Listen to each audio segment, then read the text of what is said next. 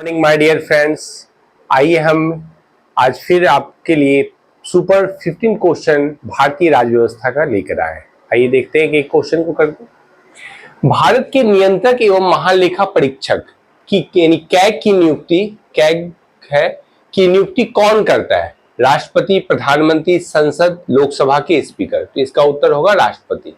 हम कैग के विषय में जानते हैं कि इन्हें गार्जियन ऑफ पब्लिक पर्स कहा जाता है या फिर watch dog of public account कहा जाता है। तो ये केंद्र और राज्य सरकार के तमाम वित्तीय प्रबंधनों का लेखांकन करते हैं, इसलिए यह कैग का पद एक महत्वपूर्ण पद। आइए देखिए दूसरा क्वेश्चन, कैग की नियुक्ति किस अनुच्छेद में है? तो अनुच्छेद 148। अनुच्छेद वाले क्वेश्चन को सीधा याद कर जाइए।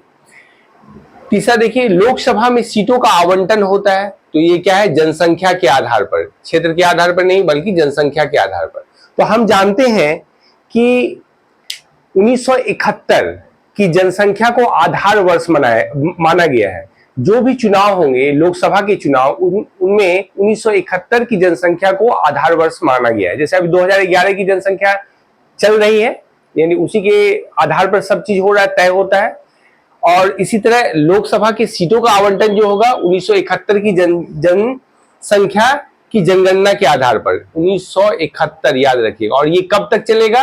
2026 तक। 2026 तक ये प्रावधान यथावत बना रहेगा। ये ध्यान रखिए, 1971 जो आधार वर्ष लिया गया है ये 1977 में संविधान संशोधन द्वारा आया था और फिर इसको ये 2001 तक था। फिर 2002 में अटल बिहारी वाजपेयी की सरकार ने क्या 2026 तक इसको बढ़ा दिया। ध्यान रखना है आपको, इसमें जो महत्वपूर्ण फैक्ट है ये कब की जनसंख्या का आधार है तो 1971 की जनसंख्या का आधार है। और ये कब तक चलेगा तो 2026 तक चलेगा। सिर्फ यही दो फैक्ट आपको ध्यान रखना। चलिए आगे बढ़ते हैं। लोकसभा की प्रथम महिला अध्यक्ष कौन थी? तो ये देखिए मीरा कुमार। अगला क्वेश्चन देखिए, प्रथम जनजातीय लोकसभा अध्यक्ष थे P.A. संगमा। नाम याद रखिए। यहां देखिए प्रथम है और जनजातीय मतलब शेड्यूल्ड ट्राइब सदस्य से संबंधित है। और यहाँ पे यदि पूछता है स्वतंत्र भारत के प्रथम लोकसभा अध्यक्ष तो ये कौन होंगे? जीवी मावलंकर, जो प्रीवियस से क्वेश्चन में पूछा हुआ है।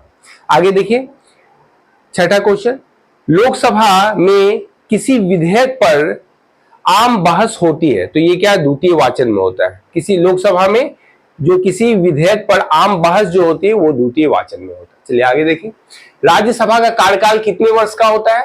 5 वर्ष, 6 वर्ष, 4 वर्ष और कोई नहीं। तो यहाँ राज्यसभा का कार्यकाल पूछा है वो हुआ है। तो हम जानते हैं कि राज्यसभा क्या है? उच्च सदन है और उच्च सदन कभी भंग ना होने वाली संस्था है। तो इसका कार्यकाल क्या होगा? अनंत काल तक की, मतलब क्या है जब तक चल रहा है। तो इसका कोई नहीं उत्तर होगा। और आप जानते हैं लोकसभा जो है 5 साल उसका कार्यकाल होता है। तो ध्यान रखना है इसको। कोई विधेयक धन विधेयक है या नहीं इसका निर्णय कौन करता है? तो ये लोकसभा अध्यक्ष के द्वारा किया जाता है। प्राक्कलन समिति के सदस्यों का कार्यकाल होता है वो 1 वर्ष का।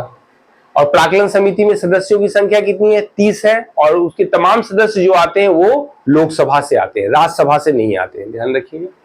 10वां क्वेश्चन देखिए, लोक लेखा समिति अपनी रिपोर्ट प्रस्तुत करता है, किसको करता है? स्पीकर को। स्पीकर यहां देखिए लिखा हुआ है, स्पीकर यानी लोकसभा अध्यक्ष को प्रस्तुत करता है। अंडमान निकोबार द्वीप समूह के उच्च न्यायालय का क्षेत्राधिकार क्या है? तो कोलकाता। यहां देख रहे हैं ना, कोलकाता जो है उच्च न्यायालय, ये इसका क्षेत्राधिकार है। तो आप ध्यान रखिएगा, कुछ ऐसे उच्च न्यायालय हैं जो राज्य की राजधानी में अवस्थित नहीं है। जैसे आप देख सकते हैं राजस्थान जोधपुर में अवस्थित है। इसी तरह यदि आप देखिएगा छत्तीसगढ़ को तो वो क्या है? रायपुर में ना होकर बिलासपुर में है। फिर यदि देखिएगा ओडिशा को तो ओडिशा का भुवनेश्वर राजधानी है तो वहां ना होकर कटक में। तो इसको ध्यान रखना है और ऐसे प्रश्न बनते हैं। आगे देखिए, राज्य विधानसभा के निर्वाचन का संचालन करता है कौन है? देखिए राज्य शब्द लगा हुआ है तो आप केंद्रीय पे नहीं जाइए, टिक यहाँ देखिए राज्य पर टिक नहीं लगाइएगा बल्कि इसका क्या होगा उत्तर? केंद्रीय निर्वाचन आयोग। अगला क्वेश्चन देखिए, लोकसभा जिसका कार्यकाल लगभग 6 वर्ष था वो कौन था? 5वीं लोकसभा। बाद में इसको 5 वर्ष कर दिया गया। पहले 6 वर्ष था, ये 5 वर्ष कर दिया गया। संसद के सदस्यों को विशेषाधिकार प्रदान करता है अनुच्छेद 105। और 108 में आपने जाना ही है कि संयुक्त राष्ट्रपति संयुक्त सत्र का आह्वान कर सकता है इसमें। और संयुक्त सत्र की अध्यक्षता कौन करता है? तो लोकसभा अध्यक्ष। बिहार में अगला क्वेश्चन देखिए, बिहार में लोकसभा सीटों की संख्या कितनी है? तो 40। इस तरह आपने 15 महत्वपूर्ण प्रश्नों को देखा भारतीय राज्य व्यवस्था के, और फिर हम अगले अंक में मिलते हैं आपसे फिर बेहतरीन 15 प्रश्नों के साथ। तब तक के लिए धन्यवाद।